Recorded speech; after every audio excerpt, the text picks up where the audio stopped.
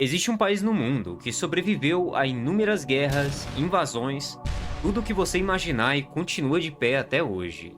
Um lugar que foi invadido por persas, gregos, romanos, mongóis, até soviéticos. Um lugar que infelizmente perdeu grande parte do seu povo ao longo do tempo e onde nunca se sabe quando vai ser o próximo conflito.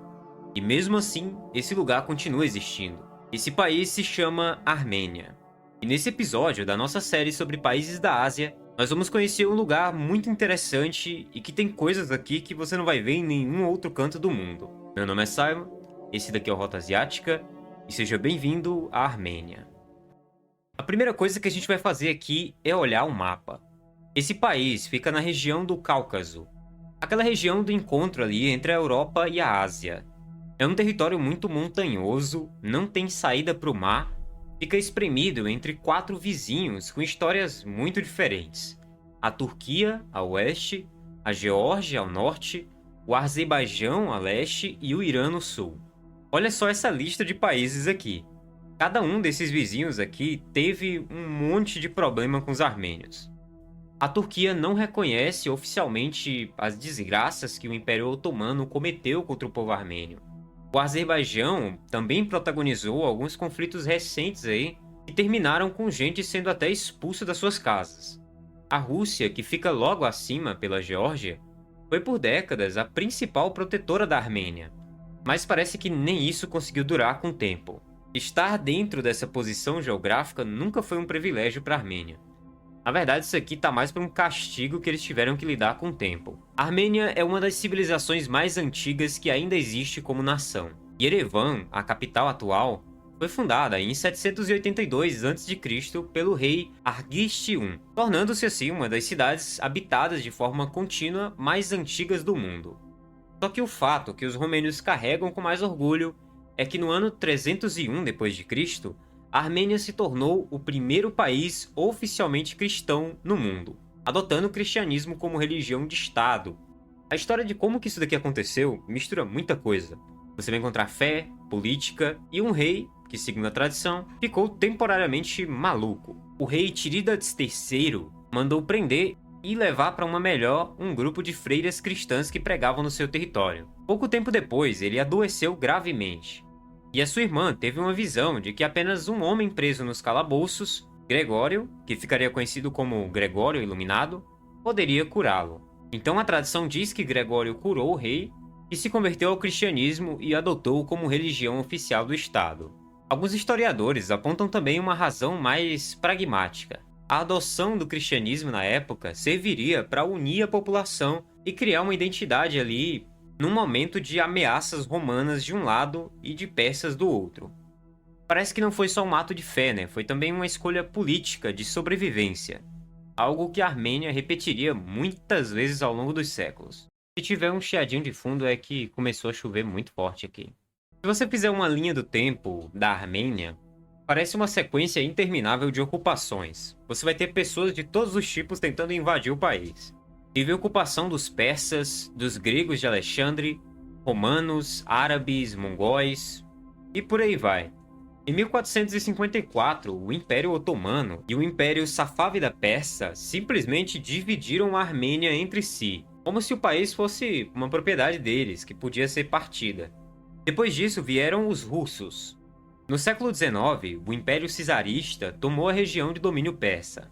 Os armênios, naquele momento, receberam essa mudança com certo alívio. Eles não foram contra logo de início. Afinal, tanto persas quanto otomanos eram muçulmanos, enquanto os russos eram cristãos como eles. Parecia uma espécie de proteção natural. Mas a história não é tão simples assim. Com a queda do Império do Czar russo e o surgimento da União Soviética, a Armênia viveu uma brevíssima independência. Eles foram independentes ali durante 1918 até 1920. Isso tudo antes de ser colocada num bloco soviético, onde ficou por mais de 7 décadas. E só depois, em 1991, com o final da União Soviética, o país voltou a existir como uma república independente. Foram 70 anos de existência dentro de um sistema que eles não escolheram, falando russo nas escolas, seguindo regras de Moscou, e ainda assim conseguiram preservar uma identidade armênia que sobreviveu a tudo isso. Isso daqui por si só é uma coisa impressionante. Existem muitos conflitos que marcaram a história da Armênia. Eu não queria abordar muito a fundo, e talvez eu nem possa, porque alguns deles são muito violentos, mas faz sentido mencionar alguns deles aqui. Todo ano, no dia 24 de abril, existe uma coisa que é relembrada aqui na história da Armênia. No dia 24 de abril de 1915, o Império Otomano autorizou a prisão e mandou para uma melhor muitos líderes armênios, dizendo que eles estavam meio que fazendo uma revolução contra o governo. Isso durou de 1915 até 1923, com estimativas aí de mais de 1 milhão de vítimas. O governo otomano acusou os armênios cristãos de se aliarem com a Rússia. Toda a população passou a ser tratada como uma inimiga que precisava passar por uma espécie de limpeza. A Turquia até hoje vai dizer que não foi muito bem assim, e diz que o número de vítimas aqui é muito exagerado, mas para os armênios isso daqui é uma ferida que nunca cicatriza. Tiveram também outros conflitos mais modernos e mais recentes. Nagorno-Karabakh era uma espécie de bairro armênio que fica dentro do Azerbaijão. E em 2020 foi declarada a Segunda Guerra de Nagorno-Karabakh. E nesse conflito, a Armênia, o Azerbaijão e também grupos separatistas se enfrentaram por cerca de 6 semanas. A Turquia apoiou militarmente o Azerbaijão e venceu esse conflito usando tecnologia de drone avançada. E infelizmente não parou por aí. Em 2023, ali, por volta de setembro, o Azerbaijão lançou ainda uma ofensiva maior sobre essa região. E em questão de dia, quase 100 mil residentes ali foram embora. O primeiro-ministro da Armênia deu declarações sobre isso e disse que nos próximos dias não teria mais nenhum armênio naquela região. E de fato, no início de 2024 ainda, a república que tinha naquele território foi totalmente dissolvida. Então são coisas que vêm lá do passado atrás até hoje. Mas qual que é a influência da Rússia que a gente não falou ainda sobre a Armênia? Bom, por muito tempo, na verdade por décadas, a Rússia foi o pilar de segurança da Armênia. Existia uma base militar russa em território armênio. As armas das forças armadas vinham de Moscou. O país inclusive fazia parte da OTSC, aliança militar que é liderada pela Rússia, que funciona como uma espécie de OTAN, só que dos países que já foram soviéticos. A lógica aqui era muito simples. A Armênia era um país pequeno, um país que estava cercado de inimigos históricos e precisava de alguém grande do seu lado. A Rússia, por sua vez, queria manter influência no Cáucaso. Só que infelizmente essa relação acabou desmoronando de forma muito dramática. Quando o Azerbaijão atacou Nagorno-Karabakh, que a gente falou ali em 2023, durante a ofensiva, as forças de paz russas também não se moveram. E a Armênia, obviamente, interpretou isso como uma traição. O governo alegou que a Rússia tinha se afastado do compromisso de protegê-la diante do vizinho. E então isso tudo acabou muito mal. A Armênia ingressou no Tribunal Penal Internacional em janeiro de 2024, um movimento que o Kremlin classificou como muito hostil. Porque, para quem não sabe, isso daqui significa que a Armênia seria obrigada a prender Vladimir Putin caso ele entrasse em seu território. O país passou a realizar exercícios militares conjuntos com os Estados Unidos e, em março de 2025, o parlamento aprovou o início do processo de uma candidatura à União Europeia. Uma tentativa muito clara aqui de se afastar da Rússia e se aproximar do Ocidente. A Rússia obviamente não enxerga isso com bons olhos, e a gente está vendo aí a história sendo feita até hoje. O curioso é que no meio de toda essa turbulência histórica, a Armênia construiu e preservou uma cultura muito forte. Parte disso começa por algo que pode parecer até simples, mas não é, que é o próprio alfabeto deles. O alfabeto armênio foi criado em 405 d.C. pelo monge Mesop-Mashtots. Ele tem 36 caracteres e ele foi usado pela primeira vez para traduzir a Bíblia em 2005. Nenhum povo do mundo admira tanto seu próprio alfabeto quanto os armênios. Ele está em monumentos, em murais, em joias, em tudo quanto é lugar. A culinária do país também carrega essa mistura de influências. A gastronomia armênia está entre a culinária do Mediterrâneo e a do Cáucaso. Tem muita influência da Turquia, do Oriente Médio, da Rússia também, que eles foram obrigados a conviver por muito tempo.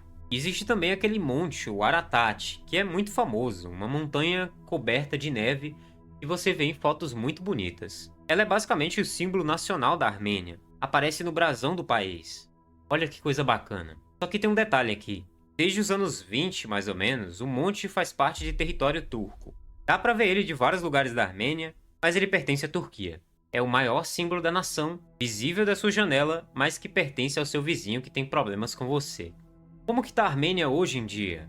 Yerevan, que é a capital do país, é uma cidade muito surpreendente, tá? É uma cidade moderna, tem cafés, tecnologia, é bem artística também, e tem muita gente que considera um destino barato e pouco conhecido para viajar. Depois da independência, em 1991, o país passou por momentos muito difíceis. Muita gente foi para a Rússia, para a França, para os Estados Unidos, atrás de oportunidades que o país infelizmente não conseguiu oferecer. Só que nas últimas décadas a Armênia tem crescido aí em muitos setores, tem muitas startups que estão crescendo aí na região de Yerevan. A candidatura para a União Europeia foi aprovada pelo parlamento em 2025, e esse é o símbolo mais claro dessa mudança toda. Um país que por décadas estava em torno de Moscou, agora está tentando orbitar em torno de outros países da Europa. Se eles vão conseguir, e como que a Rússia vai reagir a isso, é uma das histórias geopolíticas mais importantes dos próximos anos. A Armênia tem cerca de 3 milhões de habitantes, cabe várias vezes dentro do Brasil ou da própria Rússia. Não tem petróleo, não tem saída para o mar, não tem um exército entre os maiores do mundo, e ainda assim sobreviveu há mais de 3.000 anos. É um povo impressionante, com certeza um país interessante para se conhecer.